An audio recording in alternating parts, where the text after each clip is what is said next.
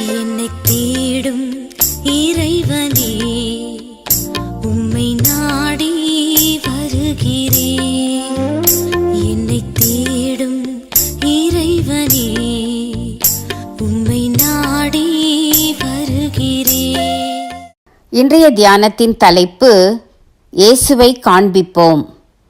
வாசிக்க வேண்டிய திருமறை பகுதி யோவான் 14ஆம் அதிகாரம் வசனங்கள் 1 முதல் 12 வரை. இயேசுவை காண்பிப்போம். என்னை கண்டவன் பிதாவை கண்டான். யோவான் 14:9.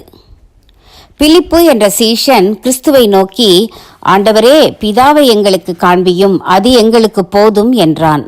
அவனைப் போல தேவனை காண வேண்டும், அவரை அறிந்து கொள்ள வேண்டும் என்ற ஆவல் எல்லாருக்கும் உண்டு.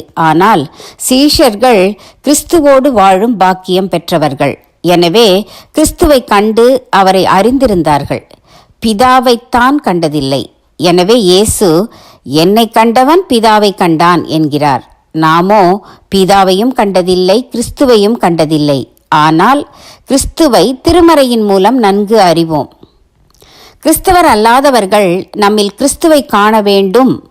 அப்படி கண்டால்தான் கிறிஸ்துவை ஏற்றுக்கொள்வார்கள். கிறிஸ்துவில் நாம் கண்டு அறிந்ததை நம்மில் பிரதிபலிக்கிறோமா? கிறிஸ்துவில் நாம் கண்டதை சிந்தித்து தியானித்து அப்பண்புகள் நம்மில் இருக்கின்றனவா என்று பார்ப்பது நல்லது. 1. மன்னிக்கும் மாண்பு. தன்னை சிலுவையில் அறைந்தவர்களையும் மன்னிக்கும்படி கிறிஸ்து பிதாவிடம் மன்றாடுகிறார். நாமோ மற்றவர்கள் நமக்கு விரோதமாய் தீமை செய்திருந்தால் அந்த தீமையையே பெரிதுபடுத்தி பேசிக்கொண்டிருக்கிறோமே. முதலில் நாம் பிறரை மன்னிக்க வேண்டும், நம் குற்றங்களையும் மன்னிக்கும்படி கேட்க வேண்டும் அல்லவா? 2. மனதுருக்கம். இது அன்பின் அடிப்படையில் உருவாவது. கிறிஸ்து நோயாளிகளை பார்க்கும்போதெல்லாம் மனதுருகி அவர்களை தொட்டு சுகமாக்கினார். ஆண்டவரை அறியாத மக்களை பார்த்து மேய்ப்பன் இல்லாத ஆடுகள் என்று பரிதாபப்படுகிறார். இந்த மனதுருக்கம், அன்பு நமக்கும் வேண்டும். அதற்கேற்ப செயல்படவும் வேண்டும். 3. இன வேற்றுமை பார்க்கவில்லை.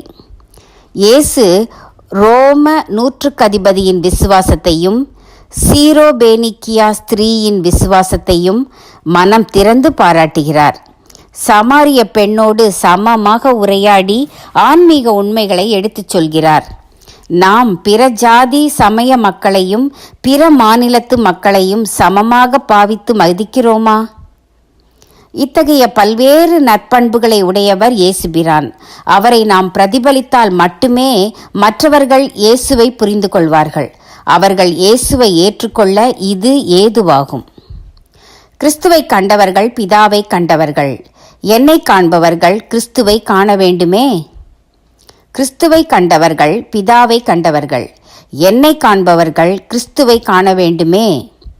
தீர்மானம்: கிறிஸ்துவை போல் மன்னிப்பேன், அன்பு செலுத்துவேன்.